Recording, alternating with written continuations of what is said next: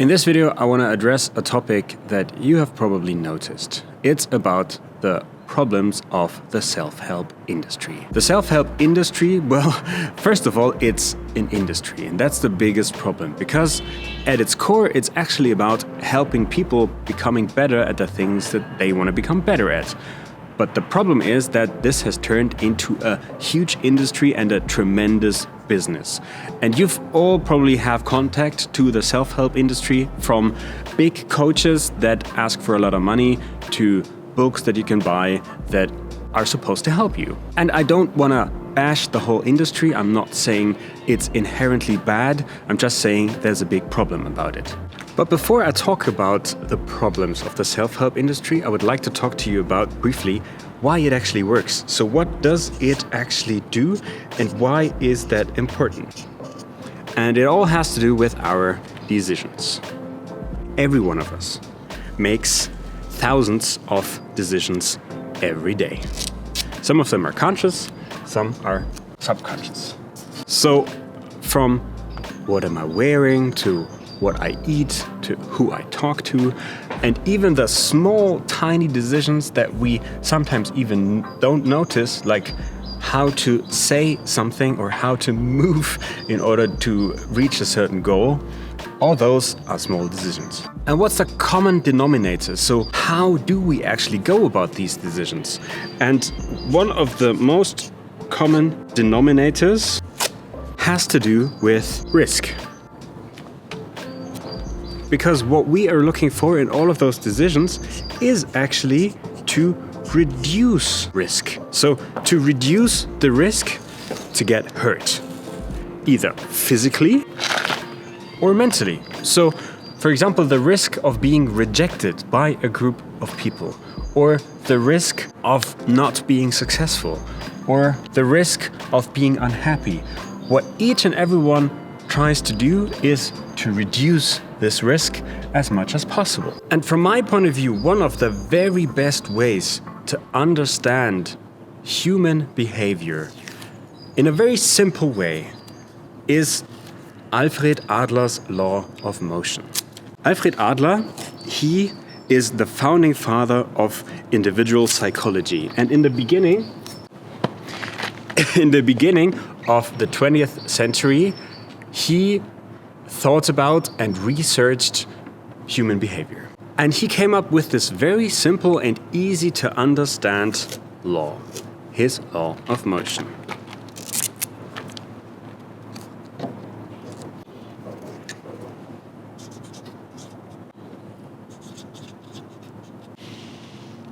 And this law of motion is pretty easy to understand. Every human behavior can be understood as a movement from a subjectively perceived negative state to a subjectively perceived positive state, but only in relation to each other. It sounds a lot more complicated than it is. I'll give you a short example.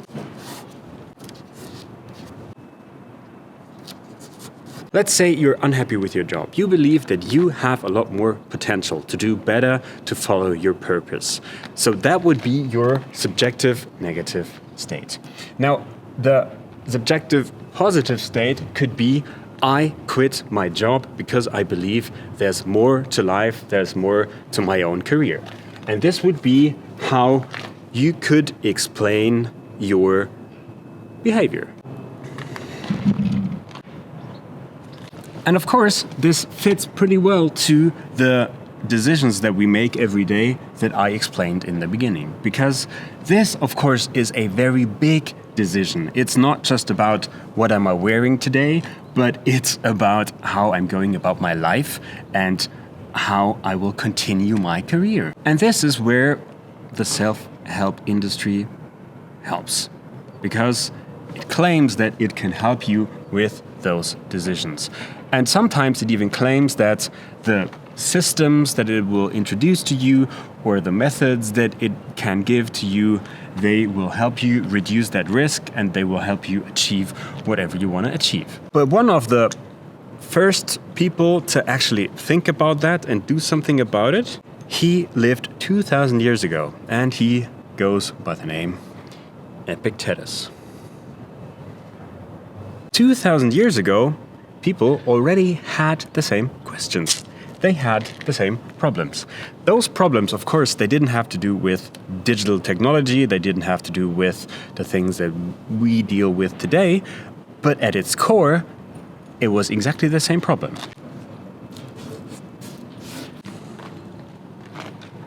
And one day, one of Epictetus' scholars came to him with a simple request. He simply said, "Tell me what to do." And what Epictetus said then turned into one of his most famous quotes.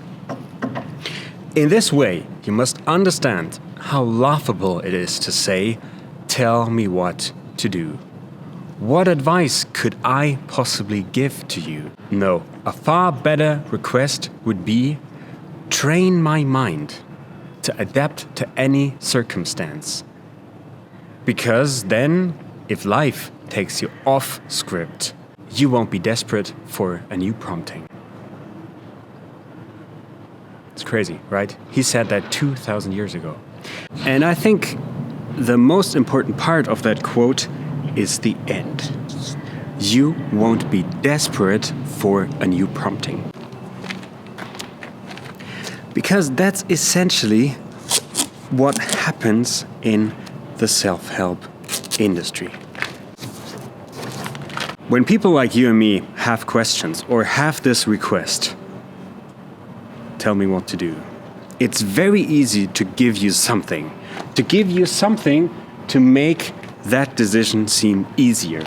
To make that decision seem like you're actually reducing risk. But the problem is, you and I, we will become dependent. And that's why the self-help industry works as such a great business. Because if the circumstances of life change, and I'm always coming to you to ask for advice and to ask for help, well, then I will have to keep returning because I rely on you and I become dependent on your advice. So where does that leave us? What can you do or what can I do? And it's also an Epictetus quote. He said, a far better request would be, train my mind to adapt to any circumstance. So if life takes you off script, you won't be desperate for a new prompting. So how do we do that? Well, first, you can buy my course and my book.